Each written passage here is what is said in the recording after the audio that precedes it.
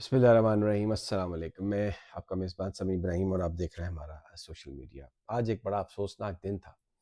اسلام آباد میں پہلے دھماکہ ہوا، پھر وانا میں بھی جو ہم نے دیکھا، لیکن اچھی بات کہ وانا میں کوئی نقصان نہیں ہوا اور ہماری افواج نے بڑی بہادری سے مقابلہ کیا وہاں پر خارجیوں کا، اور تمام جانیں جو بچائیں۔ اسلام آباد میں شہادتیں ہوئیں، تقریباً 14 شہادتیں ہوئیں، 30 سے زیادہ لوگ زخمی ہوئے۔ بڑا ہی افسوسناک اور اندھوناک واقعہ تھا۔ لیکن ہمیں اس سے بھی زیادہ بے حیثیائی نظر آئی ایک پاکستان کی سیاست میں۔ 27ویں ترمیم اب یہ کوئی عوام کی ترمیم نہیں ہے، یہ لوگوں کے خوف، فیئر، اس کو استثناء مل جائے، اس کو استثناء مل جائے، اس کے خلاف کارروائی نہ ہو، اس کے خلاف کارروائی نہ ہو، وہ تاحیات رہے گا، وہ شاید حیات بعد الموت میں بھی پتہ نہیں کچھ رہے گا۔ اس قسم کی اس میں ساری چیزیں تھی۔ عوام کے لیے کوئی اس میں چیز نہیں کہ جو عوام کی زندگیوں کو بہتر بنائے۔ لیکن آج مسلم لیگ نون کے جو سینیٹر عرفان صدیقی کا انتقال تھا، ان کا نماز جنازہ تھی، کوئی بندہ نہیں گیا نماز جنازہ پڑھنے کے لیے، نہ شہباز شریف صاحب گئے، نہ نواز شریف صاحب گئے، نہ اور کوئی گئے۔ اور وہ میں ان کی سیاست سے بہت اختلاف کرتا ہوں۔ انہوں نے بڑی حالانکہ بڑے پڑھے لکھے آدمی تھے وہ، لیکن انہوں نے بہت غلط گفتگو کی 26 نومبر کو۔ میں نے پچھلے ویلاگ میں بھی کہا، وہ جس طریقے سے فلور پر اسے ڈیفینڈ کرتے رہے اس قتل عام کو، بڑی وہ بہت ہی وہ افسوسناک تھا۔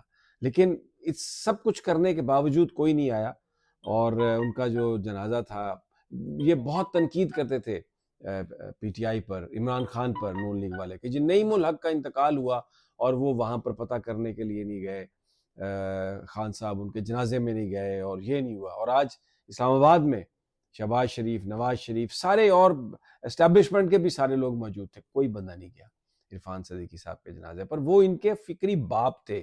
یہ جو ساری تقاریر اور یہ جو سب کچھ، اور میں انہوں نے ایک اپوزیشن کی بھی ایک گیدرنگ تھی، اس میں بھی ایسی سخت باتیں کہی تھی انہوں نے، اتنا مضبوطی سے وہ ان کو ڈیفینڈ کرتے تھے۔ لیکن جب وہ اس دنیا سے گئے تو کوئی ان کے جنازے میں بھی نہیں آیا۔ اور اب مجھے یقین ہے کہ جو کچھ بھی انسان کہتا ہے وہ اس کا جواب دیتا ہے۔ تو جہاں پر وہ گئے ہیں وہاں پر اب دیکھتے ہیں کہ کیا وہاں پر بھی وہ 26 نومبر کو کے حوالے سے یہی موقف اختیار کریں گے جو یہاں پر اختیار کرتے تھے۔ ہمیں تو نہیں پتہ، نہ ہم یہ کچھ، اللہ جانے اور وہ جانے۔ لیکن میں جو بے حسی کی جو بات ہے میں وہ کہہ رہا ہوں کہ جو ساتھی ہوتے ہیں زندگی کے، وہ ضرور ان کو ساتھ دینا چاہیے۔ اچھا، اب جو خبریں آ رہی ہیں اس میں ایک اطہر من اللہ صاحب جو اس وقت سپریم کورٹ کے جج ہیں، انہوں نے ایک بڑی امپورٹنٹ بات بتائی ہے۔ ان کا یہ کہنا ہے کہ قاضی فائز عیسیٰ صاحب نے ڈرانے کی کوشش کی تھی ججز کو، اور 12 ججز کو یہ کہا تھا کہ اگر آپ نے مخصوص نشستوں والا جو کیس کا فیصلہ ہے اگر پی ٹی آئی کے حق میں دے دیا تو ماشاءاللہ لگ جائے گا، اور میں نے اس کو رکوایا ہوا ہے۔ اور یہ تو وہ اب یہ دیکھ، اس سے بڑی بددیانتی اور کیا ہو سکتی ہے کہ جج جو ہے وہ بجائے اس کے کہ قانون کے مطابق، آئین کے مطابق فیصلہ کرے، وہ دوسرے ججوں سے کہہ رہا ہے کہ ماشاءاللہ لگ جائے گا، ماشاءاللہ نہیں۔ اگر ماشاءاللہ لگنے کی کوئی بات تھی تو قاضی فائز عیسیٰ کا یہ فرض کہ وہ اس کو روکتا، طاقت سے روکتا۔ افتخار چودھری نے باوجود اس کے کہ ان کی ججی پر بہت زیادہ اعتراضات ہیں، لیکن انہوں نے بلائی عدالت سمن کی اور ایک فیصلہ لیا، اور یہ سارا معاملہ انہوں نے روکا۔ تو یہ ایک جو بات آئی ہے اطہر من اللہ صاحب کی طرف سے، یہ ایک بڑی، یہ قاضی فائز عیسیٰ صاحب کے بارے میں خیر ہم تو بہت کچھ جانتے ہیں، دیکھا بھی ہے، قوم بھگت بھی رہی ہے یہ سب کچھ جو کچھ ہو رہا ہے، ان کا بھی ایک اس میں حصہ ہے۔ لیکن آج ایک اور ان کی جو بددیانتی ہے وہ اس پر انہوں نے، اطہر من اللہ صاحب نے ایک روشنی ڈالی ہے۔ دوسرا، اب لگتا یہ ہے کہ شوکت صدیقی صاحب کو جج بنایا جا رہا ہے آئینی عدالت کا، کیونکہ سینٹ میں جو پہلے جو پیش کی گئی تھی اس میں یہ تھا کہ 7 سال تک جج رہا ہو ہائی کورٹ کا، جس کو آئینی عدالت میں لے کے جانا ہے۔ تو پھر جو 7 سال تو پورے نہیں تھے، 6 سال اور شاید 10-11 ماہ تھے شوکت صدیقی صاحب کے، تو اب جو ہے وہ 5 سال حد کر دی گئی ہے۔ تو سوشل میڈیا پر یہ چل رہا ہے، بہت سارے لوگ یہ کہہ رہے ہیں کہ اب جو رکاوٹ تھی شوکت صدیقی صاحب کے آئینی عدالت کا جج بننے کے راستے میں، وہ دور ہو گئی۔ اور اب ظاہر ہے پرو جو ہیں گورنمنٹ کے اور جس طرح کا بھی لوگوں کے سٹانس ہیں، وہی لوگ آ کے آئینی عدالت کا جج بنیں گے اور اس کا حصہ بنیں گے۔ بہرحال یہ چیز سامنے آ رہی ہے۔ اچھا، ایک بات جو پشاور سے جو خبریں آ رہی ہیں، وہاں پر ایک بڑا جرگہ آج ہو رہا ہے، اور اس میں مختلف مختلف خیال لوگ ہیں، تمام جماعتوں کو شرکت کی دعوت دی گئی ہے، اس میں پیپلز پارٹی کو بھی، نون لیگ کو بھی، سب کو، مولانا فضل الرحمان کی جماعت کو بھی، اور اس میں سہیل فریدی صاحب خود فون کرتے رہے. تو مولانا فضل الرحمان تو کیونکہ شاید ملک میں نہیں ہے، وہ تو انہوں نے پریفر کیا باہر جانا، اور یہاں پر وہ ہے ہی نہیں. تو ایک آپ کو پتہ ہے مولانا بڑے زیرک آدمی ہے، تو وہ کوئی نہ کوئی تعویل، کوئی نہ کوئی چیز وہ نکال لیتے ہیں. اب جیسے یہ کہ جی میں تو تھا ہی نہیں، تو اس لیے میں تو نہیں آ سکتا. لیکن بہرحال اس 27ویں ترمیم نے ایک وہ ماحول بنا دیا ہے جس میں اپوزیشن جو ہے وہ اکٹھی ہو گئی ہے. اور اب یہ جو پشاور میں جرگہ ہے بڑا امپورٹنٹ ہے، اور اس میں فیصلہ ہوگا کہ دہشت گردی کے افرید سے کیسے نبٹنا ہے.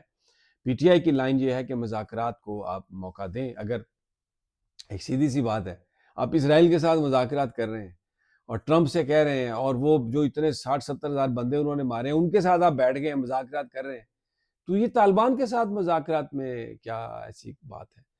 جنگ کے بعد بھی ہونے مذاکرات ہی ہیں. لیکن ٹھیک ہے، یہ اگر وہ انہوں نے ہمارے حملہ کیا ہے، ہماری فوجوں نے دفاع کیا، اور جو وہاں پر ان کے جو لوگ ہیں ان کو سزا دینے کے لیے آپ بالکل آپ ایک کاروائی کر سکتے ہیں. لیکن بہرحال پاکستان کے اندر امن برقرار رکھنا اور ان دہشت گردوں کا کلا کما کرنا یہ پاکستانی حکومت کی ذمہ داری ہے. ہم کسی اور کو اس کا مورد الزام نہیں ٹھہرا سکتے. یہ ہماری اپنی کمزوری ہمیں مان لینا چاہیے. اور جس وقت آج اسلام آباد میں دھماکہ ہوا ہے، عرفان صدیقی صاحب کے جنازے کے لیے وہ آئی جی پولیس اور یہ وہ سارے ادھر لگے ہوئے تھے، سب کی ڈیوٹیاں وہاں پر لگی ہوئی تھی، اور پیچھے ادھر دھماکہ. تو شہر کے امن کو تو چھوڑ دیا. دیکھیں نا، آپ اپنے لوگوں کو پکڑ پکڑ کے مار رہے ہیں، پولیٹیکل ورکرز کو دہشت گرد بنا رہے ہیں کہ دہشت گردی. یہ جو سارے پی ٹی آئی کے لوگ پکڑے ہوئے ہیں آپ نے دہشت گردی کے جرم میں، یہ کوئی دہشت گرد ہیں؟ یہ پولیٹیکل لوگ ہیں. آپ ان کو پکڑیں، چلے سزا سنائیں، کوئی پالیٹکس میں جو ہوتا ہے وہ کریں. دہشت گرد ہیں جی وہ، اور پتہ نہیں کیا ہوگا. اب یعنی وہ ایک چیز کو اتنا ایگزیجریٹ کیا کہ اب شاید اس کو یہ واپس کرتے ہوئے بھی شرم آ رہے ہیں. ظاہر ہے کیا کریں گے، شرمائیں گے.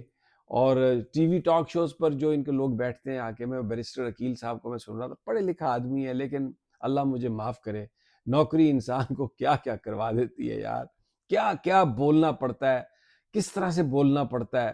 ایسی چیز کو جن کو کوئی بندہ ڈیفینڈ نہیں کر سکتا اس کے حق میں بھی بولنا پڑتا ہے، لیکن وہ بولتے ہیں.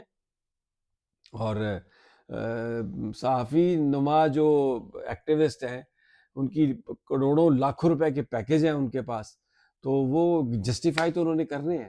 تو ایک عجیب آپ یہ سمجھیں کہ کڑمس مچا ہوا ہے پاکستان میں، اور چیزیں چل رہی ہیں. تو بہرحال امپورٹنٹ دن ہے، جرگے سے دیکھیں پشاور سے کیا خبر آتی ہے. لیکن بہرحال دہشت گردی کے خلاف قوم جو ہے ایک ہے، متحد ہے، اپنی افواج کے ساتھ ہے، ہونا بھی چاہیے. اور کسی کو اس بات کی اجازت کوئی نہیں دے گا کہ وہ پاکستان کی طرف میلی آنکھ سے دیکھے. اور ہمارے ڈومیسٹک ایشوز ہیں، ان کو حل کرنا ضروری ہے، کھلا دل کر کے حل کریں.